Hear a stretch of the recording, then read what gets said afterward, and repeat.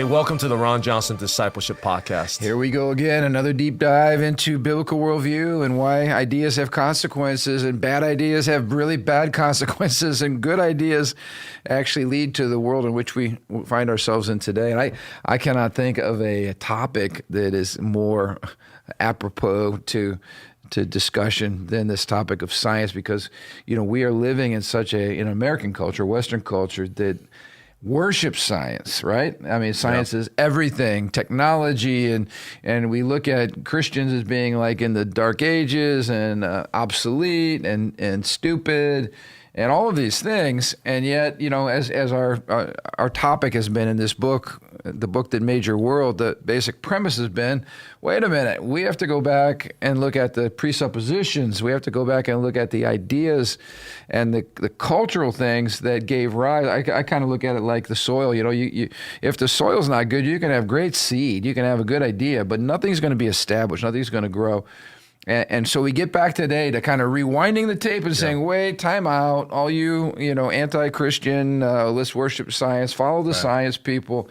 We slam the brakes on today and we say, wait a minute, where'd science come from? Well, it's interesting because science, like you said, has become basically the counterfeit savior of a messiah of our popular culture's religion, basically right now. And the problem is science, as we discover, science in itself is not a sustainable, it cannot be a savior unto its own. So basically, when you undercut biblical worldview from its roots, eventually science is going to morph back into mysticism and superstition, which is kind of happening right now in our culture today, right? Debating what is science. So it's happening before our very eyes. But when you study this book, you start to look back at the foundation for what started science, which is the biblical worldview. Then you realize, oh, if you lose biblical worldview, you're going to quickly lose science. Yes, and you're exactly right. And then science is not neutral, because science requires a scientist to interpret the data. And the problem is every scientist has a worldview, and every scientist is fundamentally religious because that worldview dictates how you look at the facts. And so we're going to get back today, peel the layers off. You know, we're going to expose the straw man argument that somehow, haven't you heard this one? Science and Christianity are in conflict. Yeah, religion and science. Either you're going to be scientific and smart and follow the facts, or you're going to be some superstitious religious moron that deserves an age long ago that we moved on from. And that is just so untrue. We're going to find that again. Most of the science and the scientists that gave us the world in which we live were deeply devoted Christians and deeply devoted to the scriptures. But before we even get into that, I think it's interesting. You know, he starts off in this book by saying where he grew up, and it was like 50 miles, northwest or something of an area in India that was known for diamonds and a diamond mine. He made a comment, though. He said they didn't look for diamonds where he was from because nobody had ever found them in that district. And then he makes an interesting observation that we both loved. People only toil for treasure if they believe that such labor might lead to rich rewards. Mm-hmm. He said, faith makes a difference. The key word there, they'll only toil for treasures if they believe.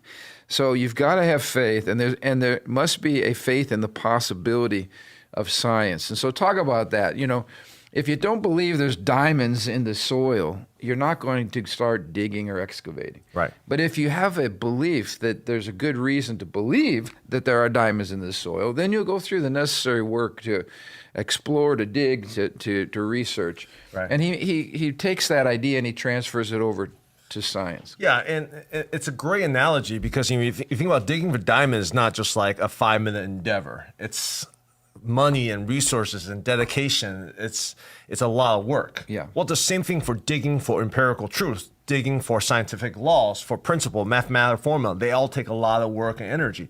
So the question is, throughout the history of the world, why is that there was no infrastructure, this faith for science? There's been great observers and great discoverers throughout the history of the world, but never a culture of science until West and Civ come along. Yeah. So what caused all of a sudden to establish the faith for people to dig for scientific truth? What happened? That's the question he asked. Yeah, and it's a great question. And as you said, because people are created in the image and likeness of God, you're going to find brilliant observers in every culture. This is not a cultural issue in terms of ethnicity or some people people are smarter better or than not. No. others or whatever. That's not the point. The point is, as he, I love his coming from his background. Because he's fully immersed in Hinduism. So, I mean, he gets it. He gets what the Hindus believe. And he makes a comment, again, that the word Maya in their culture speaks of the world as unreal, it's an illusion, it's a dream. And so he asks a really great question. If you grow up in a Hindu culture, as most Indian children, they can be very bright when it comes to things like mathematics and applied sciences like that. But when it comes to observing the universe, if you believe that the universe is an illusion, why would you invest your life in trying to discover truths about something that is fundamentally unreal? Yeah. I mean, that would be completely illogical. Nobody would spend their life chasing after something that was unreal or an illusion, a mirage. Yeah. And he says that's the problem with most Eastern religion, is because their worldview does not create the soil with the presuppositions that are necessary even to explore the universe. Because if the universe is full of all kinds of little deities, if it's a mystical place, if it's a place where little gods and little demons, are capricious, there's no rhyme or reason in how they behave, then why would you put any confidence whatsoever in spending 1 millisecond in studying that world? Because there's nothing to be gained there. You think about, honing, discovering, exploring the concept of gravity, attraction between matters, right? That there's gravity on Earth and what's the acceleration of gravity.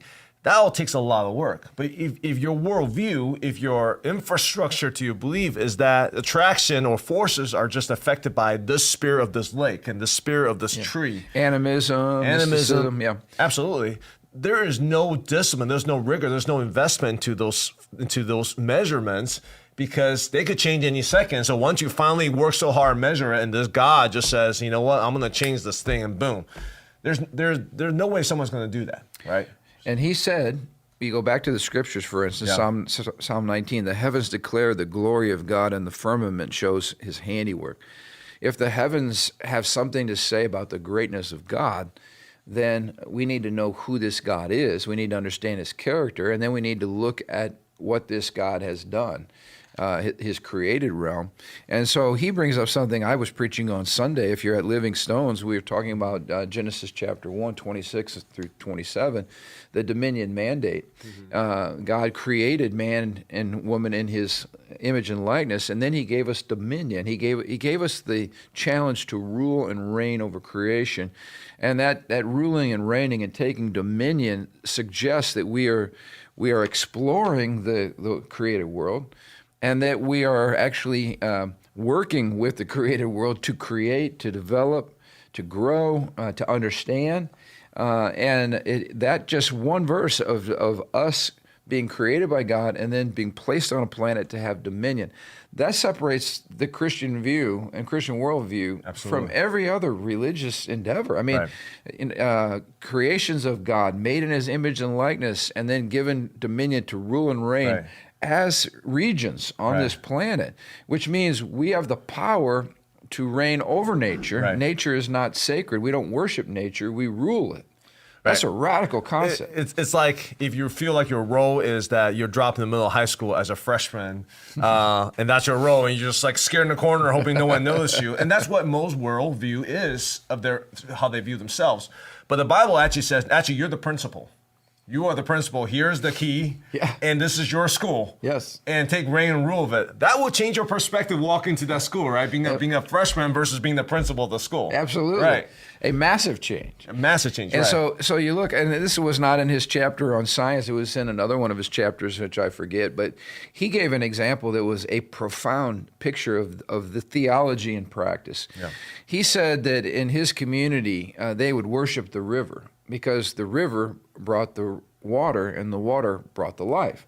And so if you don't know the God who created water and rivers and the planet, and you don't understand, as you said, you're the principal and not just a student, then you worship the river while your people starve to death. Yep. But he said when Western missionaries came, they said, look, this river exists for you. Yep. It's created by God, but it exists for you to take dominion over. So all your plants here are drying up and dying, and you have water right next to your field. So why don't you use irrigation technology, and why don't you take dominion over the river and pump the water into the field to grow the crops, so that you're not waiting for rain from heaven. You're taking the water from the river to water your crops, and then you're not going to starve to death. Now you'll not only have enough for your family, but you can feed an entire region. Absolutely. But that thought was not ever in the mind of a Hindu, because the Hindu worshiped the river instead of taking dominion over the river. It was the understanding of dominion that came from the Christian worldview, and it revolutionized the West and brought economic prosperity and plenty for everybody. I mean, so this is just that one little radical idea was powerful. And so I want us to look, and you and I can talk about this, kind of a summary of the chapter, but he makes the comment that scientific investigation depends on certain assumptions about the world. So we've got about 6 assumptions we want to unpackage today, and they're really, really powerful, and they're uniquely Christian. And before we get to the assumptions, you will look at some of these assumptions right now through the modern lens and be like, well, no, duh, of course we feel that way.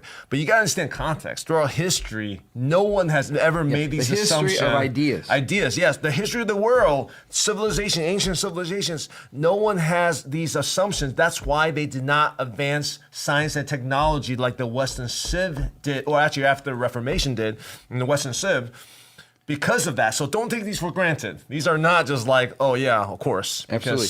This actually creates the worldview soil, which has given science a place to grow and thrive. Like he says in the book, that he quotes people that figured out the exact circumference of Earth.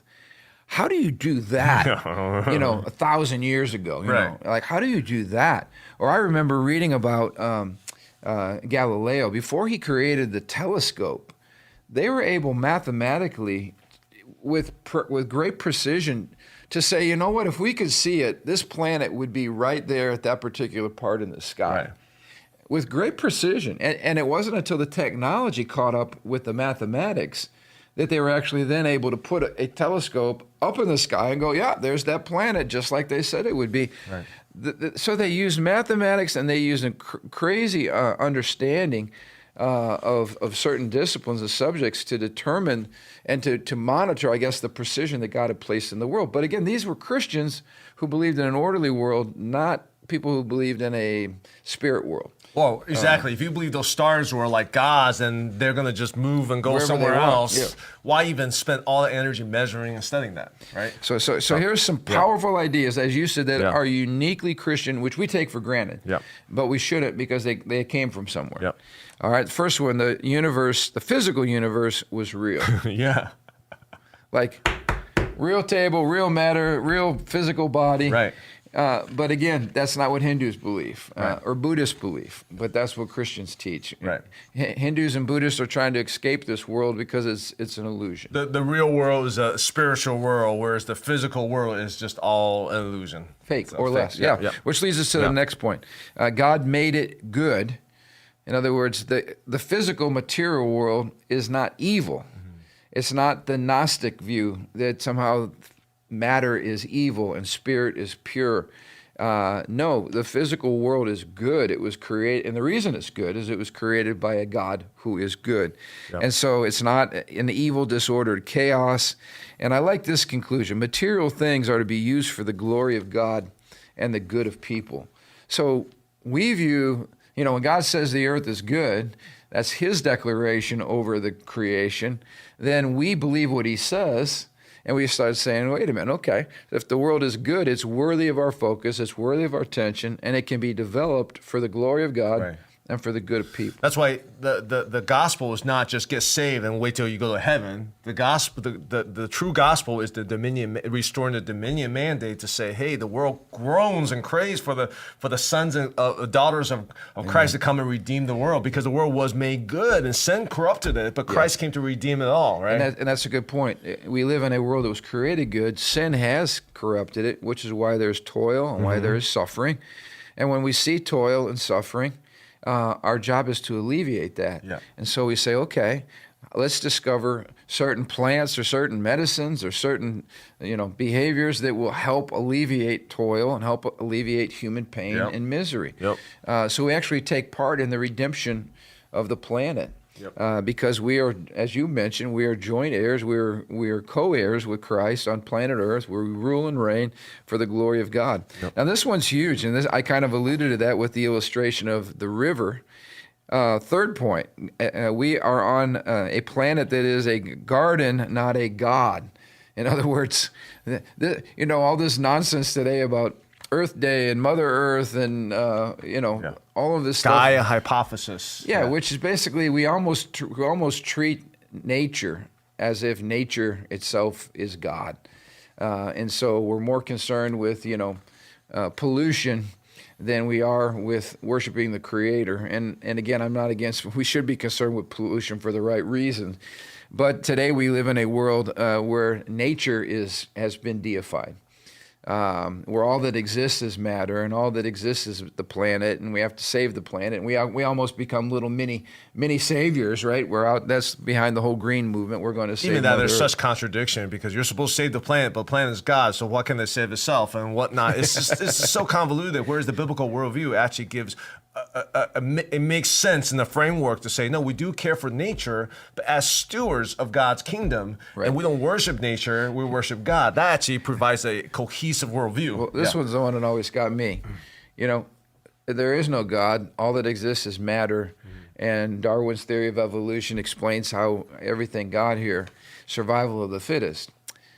But then we believe in survival of the fittest, but then when the fittest start dying out, and we work with the extinction of certain species, right. then we have to rush in Right. and rescue the species. But I thought the survival of the fittest meant that the fittest should survive and go on, and the weak should die off, and the species that can't cut it. Yeah, survival of the fittest, not just for animal, but for humans, kind of contradicts compassion, empathy, and caring for the lost, caring for the poor. So you can't have it both ways, we right? want our cake and we want to eat it too, right? But it doesn't quite work that way. Right. So the whole idea is when the world is no longer an object of worship, it becomes an object of study. And that's huge. You will not study, dissect, break apart, manipulate, take dominion over a planet that you believe is God. And that's why, again, the deification of nature mitigates against the study of nature. So you can't have your cake and eat it too. Yep. It's either a God or it's a garden, and the ideas matter. Mm-hmm. The fourth one here, this is big.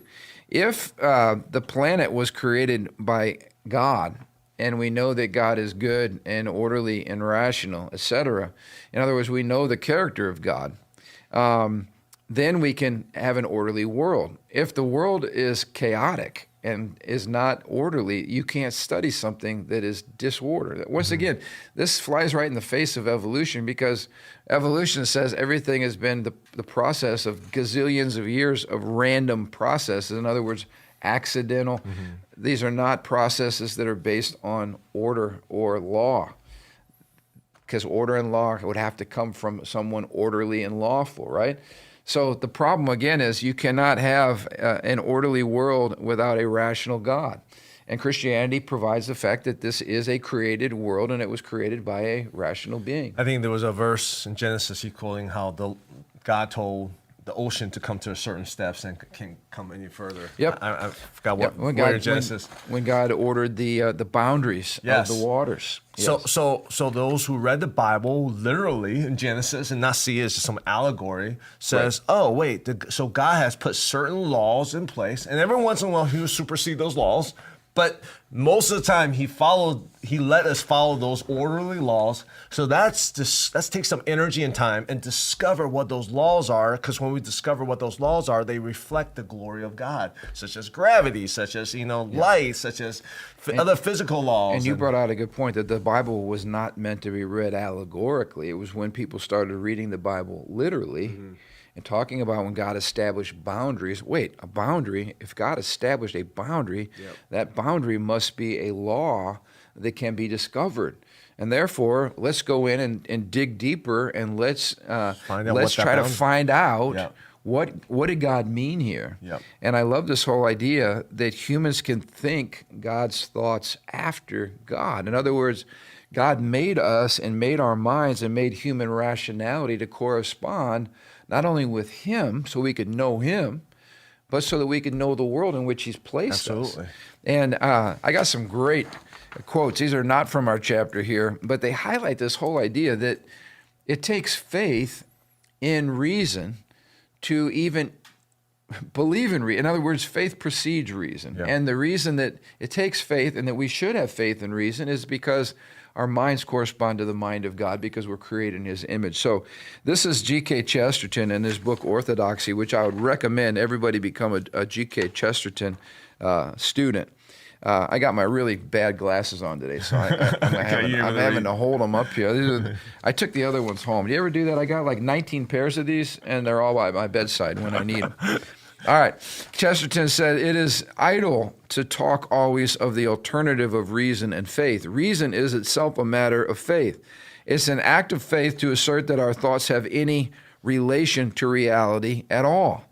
If you are merely a skeptic, you must sooner or later ask yourself this question: why should anything go right, even observation and deduction?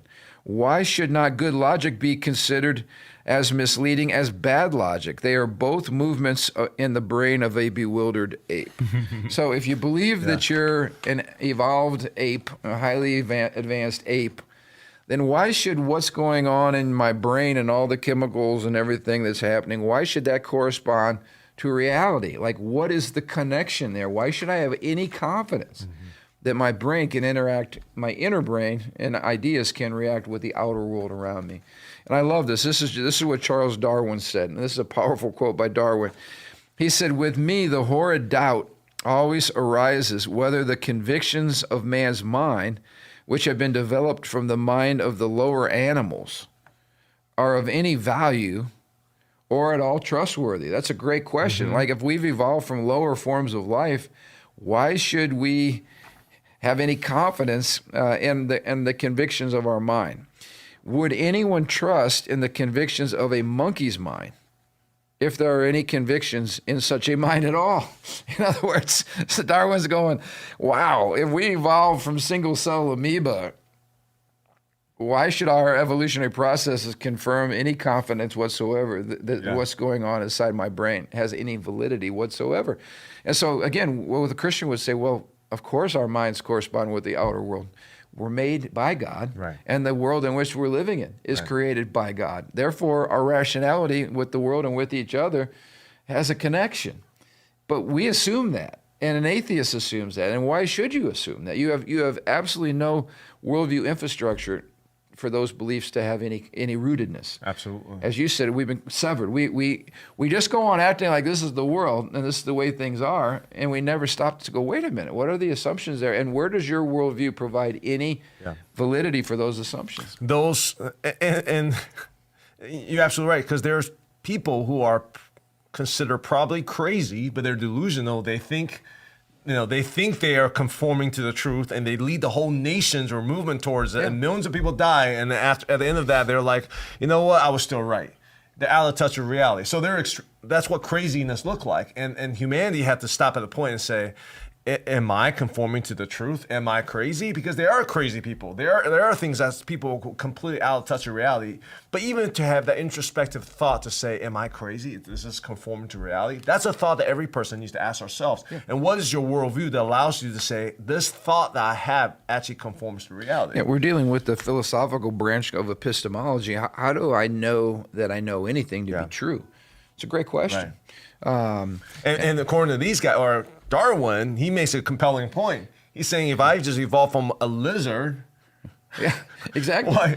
Should I even take what I'm saying, what I'm thinking right now, to make any sense or conforming to reality? It's a great question. And that's Darwin having second thoughts on his own theory, which he should. I mean, that's what science does. We all should have. We investigate, we question. These are good thoughts. Right. All right, the fifth point, which I think is really good, follow the law. A rational God must create a lawfully ordered world.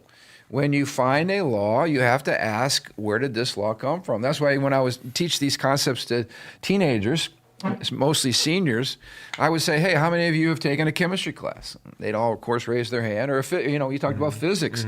Okay, when you come across, you take this amount of this chemical with this amount of this chemical, and you mix them together, and you heat them to this temperature, a chemical reaction takes place. It takes place all the time. Because of the fact it takes place all the time under certain conditions, we can therefore determine that this is a law. Something is happening here that's repeatable, right? Where did that law come from? How come that happens? And how come it happens all the time? And if it happens all the time and it's a law, where did the law come from? There had to be, this is just logic. If there's a law, there had to be a lawgiver. Right. Because laws just don't make themselves up. Laws don't evolve. Laws mean that there's been some super intelligence embedded in the nature and the fabric of the universe, which point you logically to a lawgiver, whom we call God. And that's why these folks don't like to go that way. They don't like to call these things laws, because laws always point to lawyers and lawgivers and law creators. And God forbid that there's a divine lawgiver who demands accountability. And then I'm in big trouble if I've broken any of the lawgiver's laws. And we all know that we have. So this is interesting. I just had this thought. Okay, so 1 + 1 is almost always 2. I say that almost always for a reason, okay? 1 + 1 is so reliable to become 2 that we have built skyscrapers and space stations based on the foundation that 1 + 1 was 2. The probabilities are so strong. Yeah, that 1 + 1 is generally 2. In fact, the way that God reveals himself as God is coming to say, you know this 1 + 1 = 2? I'm going to break that law when I break the bread. And when you break the bread, I'm going to distort that law just to show you that I'm actually the Son of God, because that law is so powerful and so inherent in our nature. It's just, for Jesus to demonstrate who he is, he actually break that law as a demonstration of who he is. Because people always say, well, you Christians, you're just all about, you don't believe in the law because God, all these different things. We're like, no, we actually believe in this law, but we also believe in the creator who created the law, that he actually can break this law in certain times, most of the time not. But to demonstrate. It's called miracles. That's what miracles are. But he used that to demonstrate that he is the Son of God. And that's why he has authority over the entire created realm. But all that's founded on the foundation that there is a lawmaker, and that 1 + 1 is 2 comes from God. That's why he has authority to break it. So Jesus came to break that law, not like he said, not to abolish the law, but actually to reveal that he's greater than the law. Greater than the law. Amen. Which leads me to the last, I guess, good summary of this. It says not only is nature lawful, but those laws can be stated in precise mathematical formulas. It's crazy. Now, you need to talk here because you're a math guy. I was embarrassed. My dad was a math teacher and had a math brain. He would, when we were checking out, at the grocery store, we'd have a grocery cart full of stuff for our family. Yeah. And my dad, while the checkout person was, running the scans, beep, beep, beep, my dad was doing the math in his mind. He was like rounding up or whatever, but he was keeping a total going in his mind, and it was a game for him to see how close he could get to the actual thing. Now, after like $2.50, $1, I'm going like the Three Stooges, right? And I'm like, all right, my steam's coming out of my ears, smoke. But my dad would get pretty close. Yeah, he loved doing that. But I wanted to read a beautiful passage. This is another book we recommend. It's called The Soul of Science by Nancy Pearcey and Charles Thaxton. And it's a deeper dive scientifically even into the book we've been reading. But this was amazing. It was a story about Kepler, who was a famous astronomer and a devoted Christian. He says, a striking example can be found in the work of Kepler, who struggled for years with a slight difference of 8 minutes between observation and calculation of the orbit of the planet Mars. Eventually, this slight imprecision drove him to abandon the idea of circular orbits and to postulate elliptical orbits. If Kepler had not maintained the conviction that nature must be precise, he would not have agonized over those 8 minutes or would not have broken through a traditional belief in circular orbits that had held sway for 2,000 years.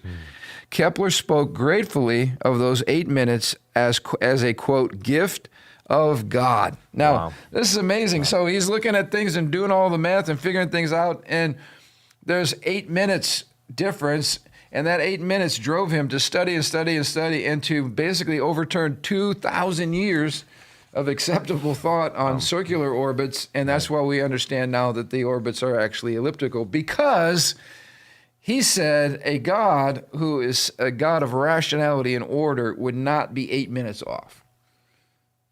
So therefore, we'll have to find the 8 minutes. Yeah. That's the type of logic and precision and dogged persistence Right. that has created the scientific world in which Right. we live today, and simply would not have been there if we did not have these underlying Christian worldview beliefs. It's absolutely amazing. I mean, you think about, pie, It goes kind on of pie? yeah, apple pie. No. I love apple pie. The radius, With ice cream pie. on it. Yeah, no. The ratio, the circle is the circumference to the pi or square, whatever the ratio is. I don't even know what Yes. it is. But how? I mean, it goes on infinitely, right? But that number 22/7, that ratio is so precise to describe what a perfect circle looks like. Wow. I mean, just the precision of mathematics. Again, I thought I was pretty good at math until I went to college and took some math class. And I'm like, I don't know what they're talking about. But the precision is what allows us to send people to the moon, to build skyscrapers. I mean, to do these crazy things is all about that crazy precision. And imagine everything is like kind of like, oh, whatever. Well, you build a skyscraper, it might fall, it might not. No, they have enough precision to know they can build these crazy things, like amazing things they're building, and just know that exactly this will stay. This will be able to handle this amount of wind. So you got precision in the outer world, the natural world. You have precision on the inner world. Here's like another great example of the human cell. Think about this. The amount of information contained in a single human cell equals the entire 30 volumes of the Encyclopedia Britannica several times over. So think of just a 30-volume set of encyclopedia several times over, stacked on in. That's how much data is contained in one cell in our body. Now, a person who's not blinded by their ideology, right, looks at that and says, where did that information come from?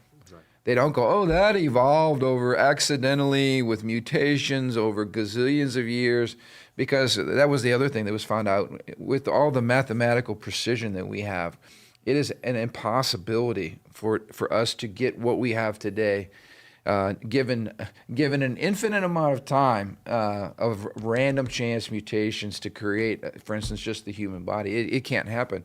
It is a mathematical impossibility because of what we know about mathematics. Sure. So these are all the things that, again, where ideology blinds us to the truth. Let's just quickly, in the time that we have left, cover kind of a summary, and we'll hit on this quickly. So first of all, Christian teachings have served as presuppositions for science. We have the presupposition of a rational God and the laws of nature. So without the Bible, without the teaching of the Bible, we would not have the necessary worldview for science to emerge. Secondly, Christian teachings sanctioned science because they were a means of alleviating the toil and suffering that we find in the world. So, again, it was the Bible that led us to the fact that we were called to take dominion so that we could actually alleviate the pain, the suffering, and the toil that we see all around us. Well, why do we see that? Because the world is fallen, and the Bible teaches these things. Christian teaching supplied the motives for science, the motives being to display the glory of God and the wisdom of the Creator. So when a scientist of old came across a major discovery, they would worship.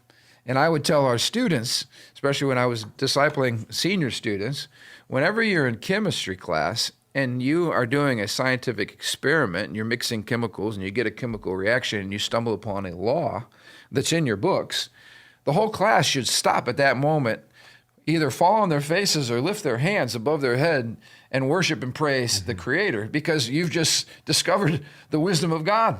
And the wisdom of God is the glory of God. It's part of His glory. And when we discover the glory of God, we should worship because we're creatures. And so our chemistry classes should be full of worship. And our medical universities and medical training should be full of worship, the glory of the Lord, because the human body is amazing. And our hard sciences should be full of worshipers. And yet, unfortunately, because we've rejected God, we keep on embracing laws and we keep on seeing the glory, but we don't give glory due to the Creator. Yeah. So I've always said, and you brought this point out. This might be a good comment to touch on a little bit of what you were highlighting beforehand. Sometimes we think that the only place where we should worship God is in church or in our missionary training.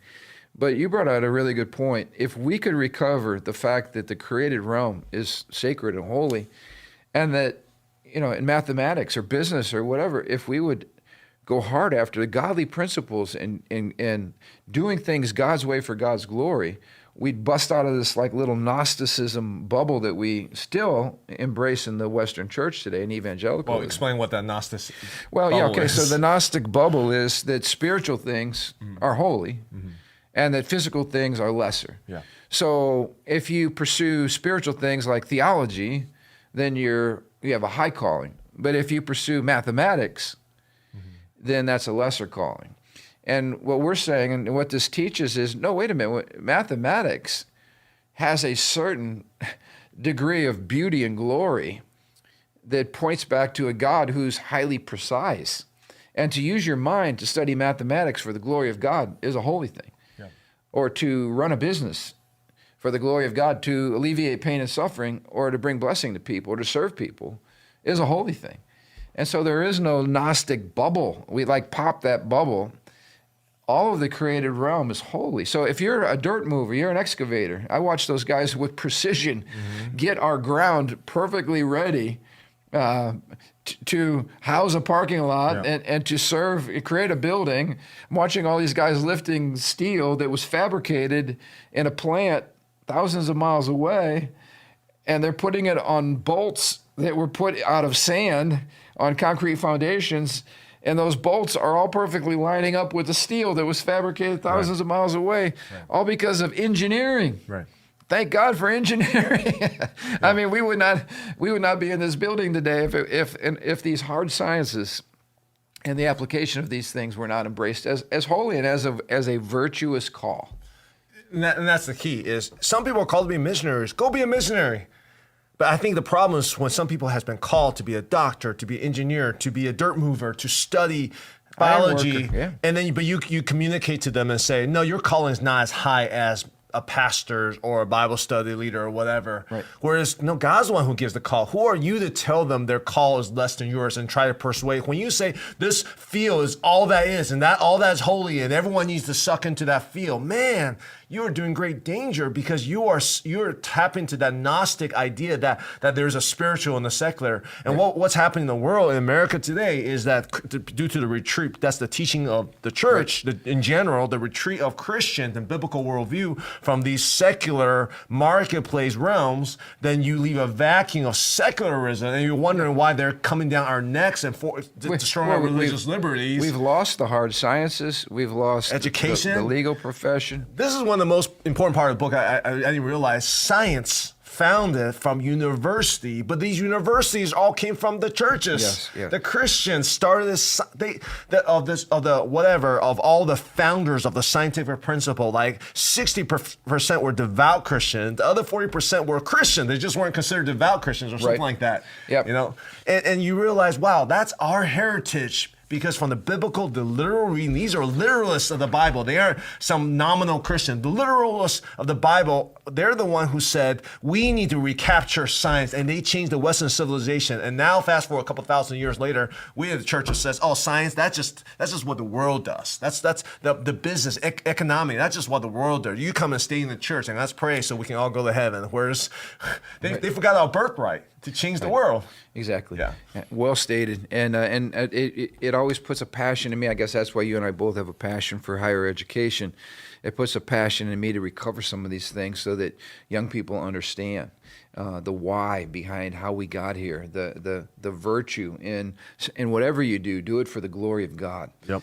Do it to serve people. Do it to help alleviate pain and suffering. Do it to take a job that's full of toil and hard work and create technologies, heavy equipment that can do the work for you. Use your mind to serve the planet, But all these things make zero sense unless you get back to the roots and their foundation. Absolutely. And I like what you said, and we've talked about this, and I encourage some of you that are watching, if you're just watching here, go back a few episodes, because we talk about the fact that it was the church that provided the intellectual foundation for establishing the university, the uni, meaning coming from one worldview, university, and it was the university that gave rise to science. And so, again, if you don't go back to the church and the Bible, one thing I'll just say in closing here, the only conflict between science and Christianity was between church leaders and scientists, and much of that was not an argument over their science. It had theological, moral, political, social, personal issues,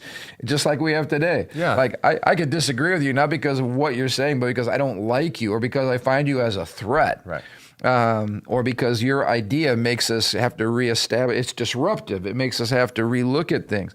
But there has never been a conflict between Christianity and science.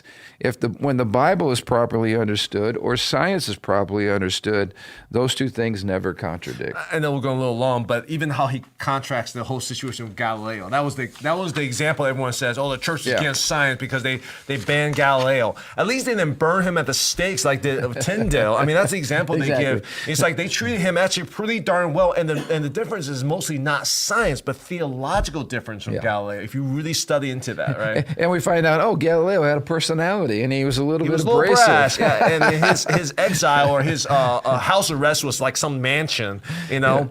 Yeah, but the point being, we're all humans, and most conflict doesn't necessarily stem from ideological purity or whatever. There's a lot of other factors. And so anyway, this is just very, very helpful to understand. Bottom line, without Christianity, there is no science. Let's just say that again. Without Christianity, there is no science.